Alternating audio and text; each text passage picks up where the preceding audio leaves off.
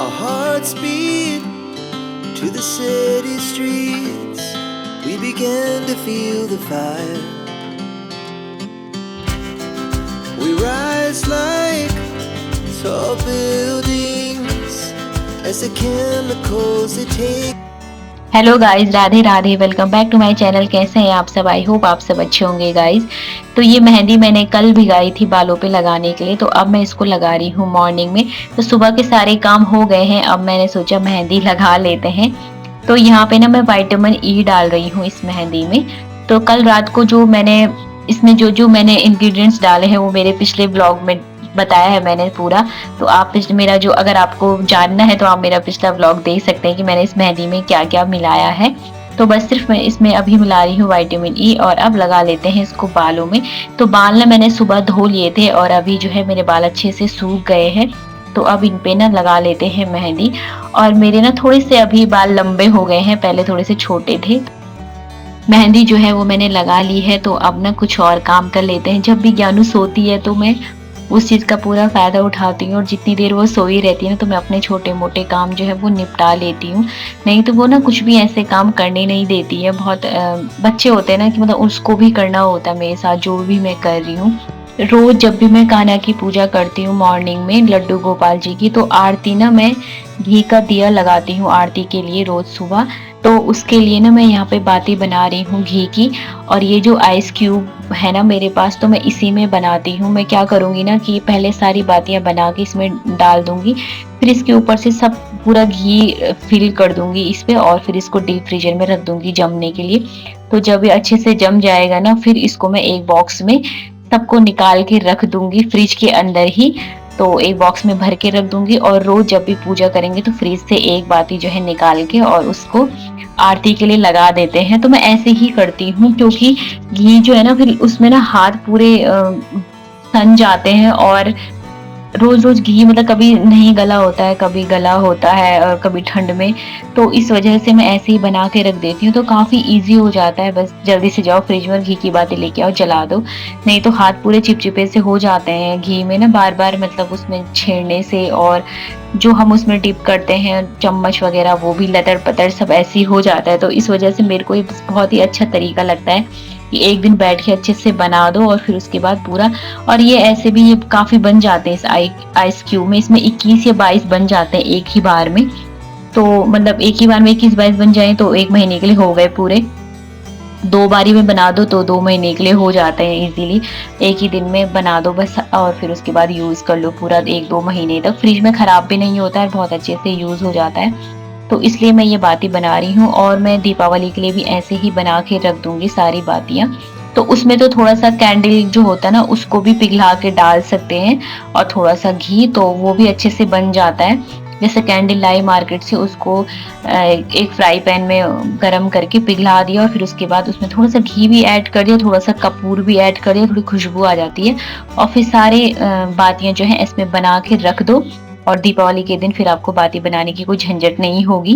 तो मैंने पिछले 2 साल से ना मैं ऐसे ही दीपावली के लिए भी बातियां बना रही हूँ। तो अभी तो मैं कान्हा के लिए बना रही हूँ सुबह की आरती के लिए, लेकिन दीपावली के लिए भी मैं बनाऊंगी कल परसों में। तो वो बहुत ही ईज़ी हो जाता है दीपावली के दिन के लिए भी। बाती-बाती अगर पहले से ही बना दो ना, क्योंकि उस दिन बहुत सारे काम हो जाते हैं, और अगर आप अकेले हो, अगर सब कुछ आपको खुद ही सँभालना है तो फिर तो और भी ज़्यादा काम हो जाते हैं, और आदमी बहुत ज़्यादा थक जाता है। तो इसलिए पहले से कुछ-कुछ तैयारी अगर आप पहले से ही कर लो दीपावली के लिए तो काफ़ी ईज़ी हो जाता है। तो मेन तो उस दिन दिया का ही होता है, उजाले का पर्व होता है, प्रकाश का पर्व होता है दीपावली। तो उस काम को तो आप पहले अच्छे से कर ले तो वो बेहतर रहेगा। तो आप बातियां पहले से ही बना के रख दो, बस दिए लाने की जरूरत है उस दिन। बाकी सारा काम आपका पहले दिन ही हो जाएगा, पहले से ही मतलब आपकी तैयारी जो है वो हो जाएगी। तो अब ना मैं इसमें डाल रही हूँ घी। तो इसको घी से फिल कर देंगे, और उसके ऊपर तो ये जो आइस क्यूब है ना ये ढक्कन वाली है। अगर हम इसमें ढक्कन नहीं रखेंगे तो इसमें आइस जम जाएगी ऊपर से, हल्का सा मतलब पानी जैसा हो जाएगा ना, तो फिर वो अच्छे से जलेंगे नहीं, हमारे दिए जो है, बाती जो है वो अच्छे से जल नहीं पाएगी। तो इसलिए इसके आइस क्यूब के ऊपर ना ढक्कन रखना बहुत जरूरी है।